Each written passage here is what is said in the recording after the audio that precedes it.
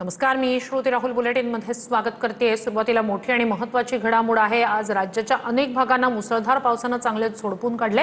Pune Mumbai connecting लिंकवर दरड कोसळलेली आहे। केबल स्टेट ब्रिज जवळ ही दरड कोसळली। रस्त्यावर मोठे दगड आणि धबधब्यासारखं वाहणारं पाणी असं चित्र या ठिकाणी दिसतंय। कोसळलेली भली मोठी दरड, रस्त्यावर जमा झालेला मातीचा ढिगारा,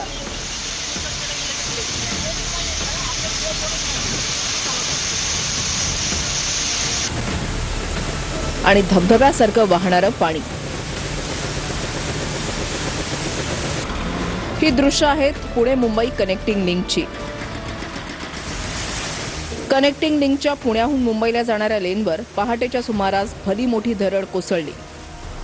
कनेक्टिंग लिंक मधल्या मुंबई दिशेकडच्या पहिल्या बोगद्याच्या शेवटच्या टोकाला ही दरड कोसळली। ही दरड कोसळली त्या ठिकाणाहून कनेक्टिंग लिंकवरचा केबल स्टेट ब्रिज सुरू होतो।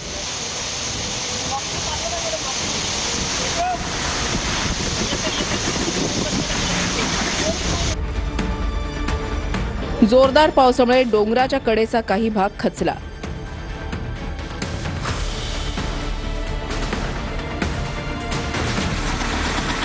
काही मोठ्या दगडांसह छोटे दगड आणि माती रस्त्यावर आली। कनेक्टिंग लिंक बोगद्याच्या कडेचा स्लॅबही कोसळून रस्त्यावर आला।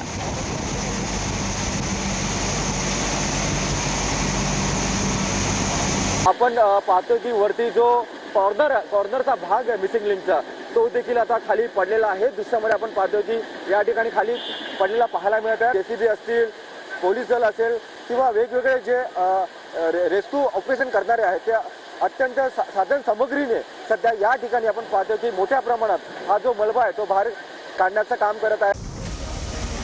दरड कोसळली त्यावेळेला सुदैवानं कोणतेही वाहन त्या ठिकाणाहून जात नव्हतं। दरड कोसळल्यानंतर हा मार्ग तातडीनं बंद करण्यात आला। कनेक्टिंग लिंकच्या बोगद्यामध्ये अडकलेल्या वाहनांना विरुद्ध दिशेनं बाहेर काढण्यात आलं। कनेक्टिंग लिंकवर कोसळलेली दरड हटवण्याचं काम सध्या युद्धपातळीवर सुरू आहे। कनेक्टिंग लिंक पाशी दरड कोसळली, इमिजिएटली ट्रॅफिक बंद करण्यात आला, डायव्हर्ट करण्यात आला। पुण्यातनं आणि मुंबईतनं दोन्ही साईडने लोकांना सांगण्यात आलं की हा रस्ता बंद आहे, अलर्ट मोडवर आपण आहोत। हे जे काही इव्हेंट्स आहेत हे इव्हेंट्स आज निसर्गाचं जे काही चक्र बदललेलं आहे त्याच्यातले इव्हेंट्स। असं नाहीये की या संदर्भात कुठली तयारी नाही करण्यात आली, तयारी केली त्याच्यापेक्षा विपरीत इव्हेंट्स होत आहेत। पण निश्चितपणे संपूर्ण महानगरपालिका असेल, डिझास्टर मॅनेजमेंटची संपूर्ण यंत्रणा असेल, अशा सगळ्या यंत्रणा पूर्णपणे त्या ठिकाणी रस्त्यावर आहेत। विकासाच्या नावाखाली दलाली आणि भ्रष्टाचार किती टोकाला गेलाय हे जर या राज्याच्या जनतेला पाहायचं असेल तर त्यांनी पुण्याला मिसिंग लिंकची अवस्था जाऊन पाहावी।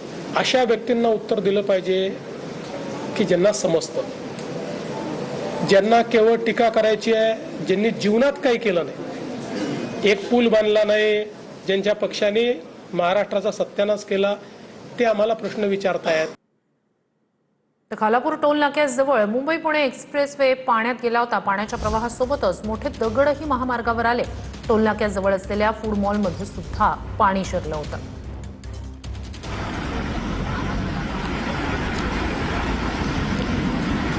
खालापूर टोल नाक्याजवळ मुंबई पुणे एक्सप्रेस वे पूर्णपणे पाण्यात गेलाय।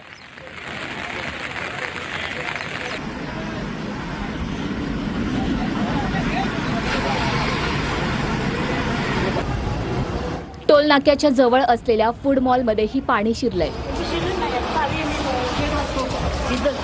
कामगार सगळं काढतो, चला तुम्ही पुढे चला। फूड मॉलमध्ये असलेल्या प्रवाशांना रेस्क्यू करण्यात आले। Help team rescue from food mall Mumbai Pune express highway.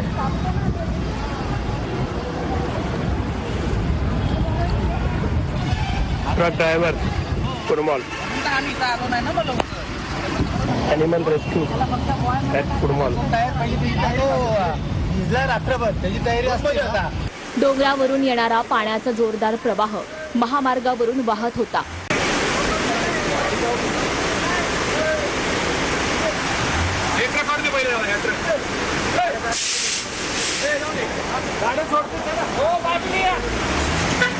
डोंगरावरून छोटे दगड आणि मातीही महामार्गावर आली.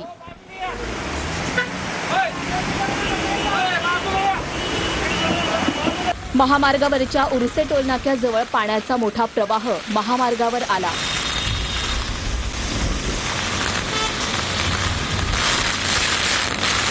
पाण्याच्या प्रवाहासोबत मोठे दगड महामार्गावर आले. त्यामुळे पुणे मुंबई एसटी सेवा पुढील आदेशापर्यंत बंद करण्यात आली आहे.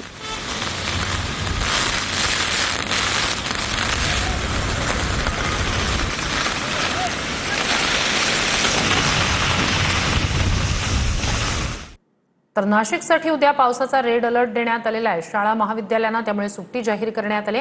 या परिसरात ढगफुटीची शक्यता वर्तवण्यात आलेली आहे. बाहेर जाणं टाळा असं आवाहन मुख्यमंत्र्यांकडून करण्यात आलंय. नाशिक आणि त्र्यंबकेश्वर परिसराला मंगळवारी पावसाचा रेड अलर्ट देण्यात आलाय. त्यामुळे नाशिकच्या 5 तालुक्यांमध्ये शाळा आणि कॉलेजेस बंद ठेवण्याचे आदेश प्रशासनानं दिलेत. नाशिक, इगतपुरी, त्र्यंबकेश्वर, दिंडोरी आणि पेठ तालुक्यातील शाळा बंद ठेवण्याचे आदेश जिल्हाधिकाऱ्यांनी दिलेत. या परिसरात ढगफुटीची शक्यता वर्तवण्यात आली आहे. शिवाय रेड अलर्टमुळे आठवडी बाजारही बंद राहणार आहे. त्र्यंबकेश्वर सप्तशृंगी देवस्थानही बंद असेल. दरम्यान नाशिक जिल्ह्यातील सर्व पर्यटन स्थळं सुद्धा बंद राहणार आहेत. धबधब्यांच्या परिसरात पोलीस यंत्रणा कार्यरत असणार आहे. गडकिल्ले आणि धबधब्यांच्या परिसरात जाणं टाळा असा इशाराही प्रशासनानं दिलाय. परंतु नाशिक शहर वगळून जो उर्वरित ग्रामीण भाग आहे, नाशिक तालुक्याचे इगतपुरी तालुका आणि त्र्यंबकेश्वर तालुका, या 3 तालुक्यामध्ये सर्व जो आठवडी बाजार असेल, शाळा असेल, कॉलेजेस असेल, या सगळे उद्याच्या दिवशी बंद राहणार आहे. सर्व लोकांना माझी सूचना आहे, विनंती आहे की उद्या जोरात पाऊस असण्याची शक्यता असल्यामुळे सर्व शेतकरी बांधवाला पण विनंती आहे की आपण शेतात जाण्याचा विषय उद्या टाळावा.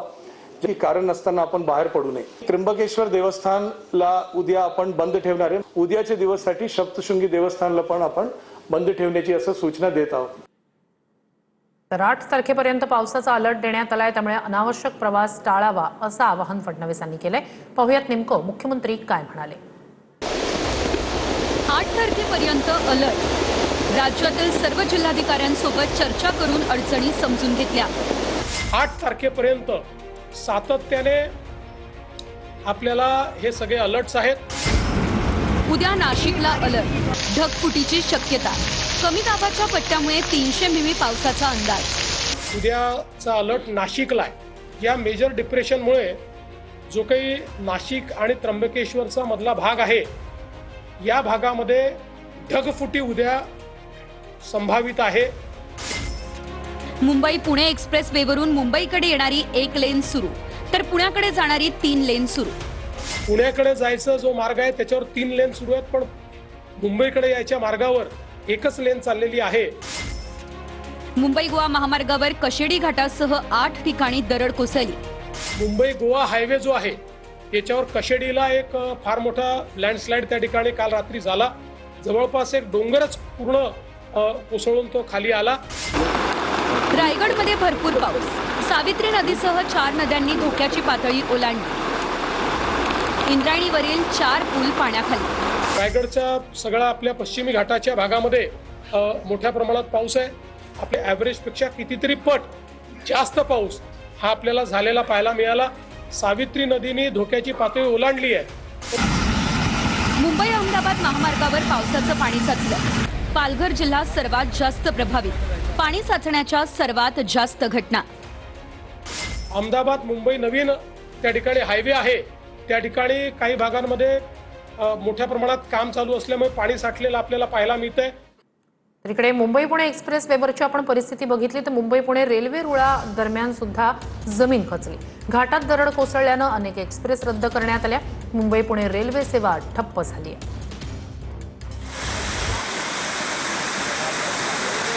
मुंबई आणि पुण्यामध्ये सुरू असलेल्या मुसळधार पावसाचा मोठा फटका रेल्वे वाहतुकीला बसलाय.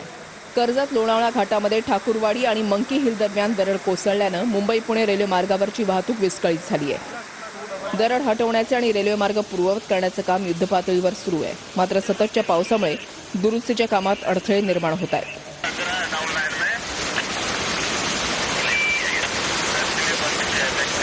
मुंबई पुणे मार्गाने प्रवास करणाऱ्या प्रवाशांना याचा फटका बसलाय। मुंबई पुणे दरम्यान कोणत्या एक्सप्रेस रद्द झाल्यात तेही पाहूयात। CSMT Pune Indrayani express, Pune CSMT Indrayani express, Pune Solapur intercity express, Solapur Pune intercity express, CSMT Pune intercity express, Pune CSMT intercity express, CSMT Pune Deccan express, Pune CSMT Deccan express, Pune CSMT प्रगती एक्सप्रेस, CSMT पुणे प्रगती express, Pune CSMT Sinhagad express, CSMT Pune Sinhagad express, CSMT Dhule Dhule express, Dhule CSMT Dhule express.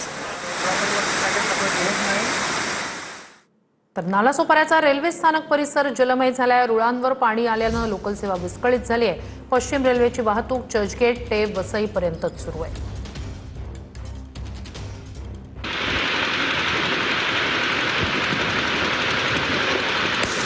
Vasai Virar आणि नालासोपाऱ्यात सलग चौथ्या दिवशी मुसळधार पाऊस पडतोय।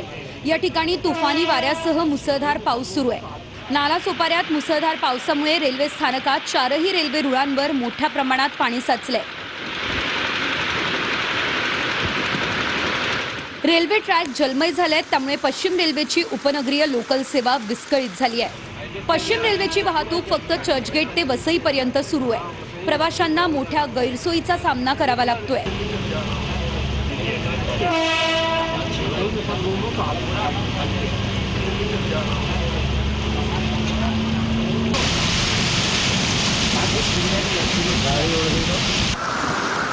नालासोपारा स्टेशन सोबतच स्टेशन परिसरातही मोठ्या प्रमाणात पाणी साचलंय।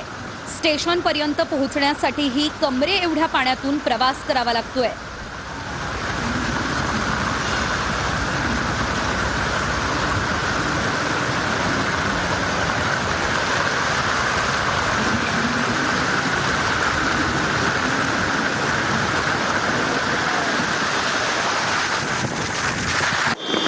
वसईमधील सातीवली भोईदा पाड्यातील रस्ते जलमय झाले। रात्रभर झालेल्या मुसळधार पावसामुळे वसईमधील भोईदा पाड्यामध्ये पाणी साचले। पाणी साचलेल्या रस्त्यावर काही ट्रक अडकलेत। काही लोक गुडघाभर पाण्यातून प्रवास करताना दिसतायत।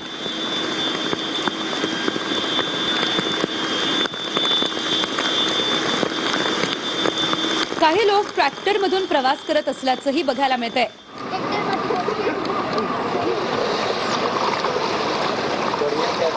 काही इंडस्ट्रीजमध्ये पाणी गेलंय। रस्त्यावरील डिवायडर्सही पाण्याखाली गेलेले आहेत। मुसळधार पावसामुळे नालासोपारा पूर्वेतील आचोळे मुख्य रस्त्याला अक्षरशः नदीचं स्वरूप आलंय। नागरिकांना मोठ्या अडचणींचा सामना करावा लागत असून परिसरात जनजीवन विस्कळीत झालंय।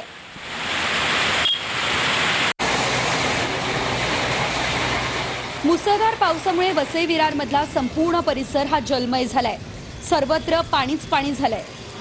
वसईच्या मिठागरात अद्यापही पाण्याचा वेढा कायम आहे। इथल्या घरांमध्ये गुडघाभर पाणी साचल्यानं लोकांची गैरसोय झाली आहे।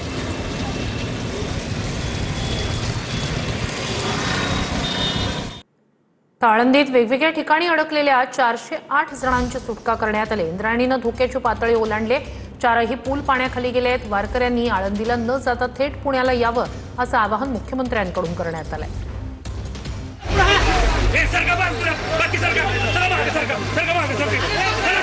इंद्रायणी नदीला पूर आल्यानं आळंदीत प्रवेश करणारे 4ही पूल पाण्याखाली गेले। आळंदी शहरातील विविध ठिकाणी अडकलेल्या लोकांची सुटका करण्यात आली। संत ज्ञानेश्वर मंदिर परिसरातून 220, इंद्रायणी नगरीतून 100, ठाकूरबुवा मंडपातून 60 आणि गोपाळपुरातून 28 अशा 408 लोकांची सुटका करण्यात आली। दरम्यान वारकऱ्यांनी आळंदीला न जाता थेट पुण्याला यावं असं आवाहन मुख्यमंत्री फडणवीसांनी केले। मोठ्या प्रमाणात अतिवृष्टीमुळे इंद्रायणीवरचे 4ही पूल जे आहेत हे पाण्याखाली चाललेले आहेत। त्यामुळे वारकऱ्यांना ही विनंती आहे, आता वारी 10 तारखेला पुण्यात पोहोचते आळंदी आणि देहूवरनं, तर ती वारी तर आपण तिथे आणू, पण वारकऱ्यांनी आता तिथे न जाता पुण्यामध्येच आलं पाहिजे, कारण तिथे जाणं हे धोक्याचं आहे. त्यामुळे सगळ्या वारकऱ्यांना ही विनंती आहे की मोठ्या प्रमाणात देहू आणि आळंदीला जमा न होता त्यांनी जर पुण्यामध्ये ते आले तर अधिक सोयीचं होईल. इंद्रायणी नदीनं रौद्र रूप धारण केलं. जांभवडे, सुडुंबरे, सुदवाती आणि देहू आळंदी ते तुळापूर नदीकाठच्या लोकांना जनावरं काढून नेण्याचं आवाहन करण्यात आलंय. इंद्रायणी नदीला पूर आल्यानं आळंदीमधील भक्त पुंडलिक मंदिर पाण्याखाली गेलं. श्री संत ज्ञानेश्वर महाराज संजीवन समाधी मंदिर महाद्वार पायऱ्यांना देखील पाणी लागले. महाबळेश्वरच्या वेण्णा नदीवरील छोटा पूल तुटलाय. पर्यटकांच्या गाड्या क्रेनच्या सहाय्यानं बाहेर काढण्यात आल्या. वेण्णा लेक लिंगमळा भागातील अनेक घरांना पाण्यानं वेढा दिलाय. साताऱ्यात महाबळेश्वरच्या वेण्णा लेक परिसरातील वेण्णा नदीवरील एक छोटा पूल तुटलाय. पूल तुटल्यामुळे रस्त्याच्या दुसऱ्या बाजूला असलेल्या हॉटेल्समधील अनेक पर्यटक अडकून पडले. प्रशासनाकडून त्यांना बाहेर काढण्याचे प्रयत्न सुरू आहेत. पर्यटकांच्या गाड्या क्रेनच्या सहाय्यानं दुसऱ्या बाजूला काढल्या जात आहेत. वेण्णा लेक आणि लिंगमळा भागातील अनेक घरांना पाण्याचा वेढा पडलाय. महाबळेश्वरमध्ये जोरदार पाऊस सुरू असून काल एका दिवसात 513 मिलीमीटर पावसाची नोंद झाली आहे. साताऱ्याहून महाबळेश्वरकडे जाणाऱ्या केळघर घाटात पहाटेच्या सुमारास दरड कोसळली. रस्त्यावर दरड कोसळल्यामुळे या ठिकाणची वाहतूक बंद झाली आहे. मावळ तालुक्यातील पाटण गावात पहाटे एका घरावर दरड कोसळल्याची घटना घडली. घरावर दरड कोसळून तिघांचा मृत्यू झालाय.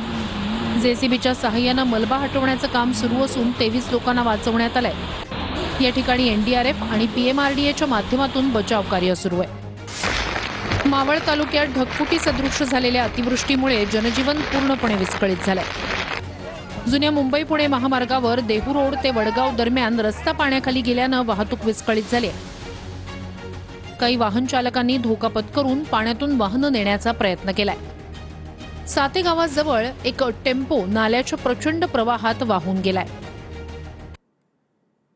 तर मावळच्या पाटणमधील दरड दुर्घटनेत तिघांचा मृत्यू झालाय. 23 जणांना इथे वाचवण्यात प्रशासनाला यश आलंय. मावळमध्ये पाटण गावावर एका घरावर दरड कोसळल्याची दुर्घटना घडली. मावळ तालुक्यातील पाटण या गावी दरड कोसळल्यानंतरचं एक विदारक चित्र जे आहे ते सध्या आपल्याला पाहायला मिळतंय. दरड कोसळल्याच्या नंतर ती काय भयावह परिस्थिती आहे ती सध्या आपल्याला या गावामध्ये पाहायला मिळते.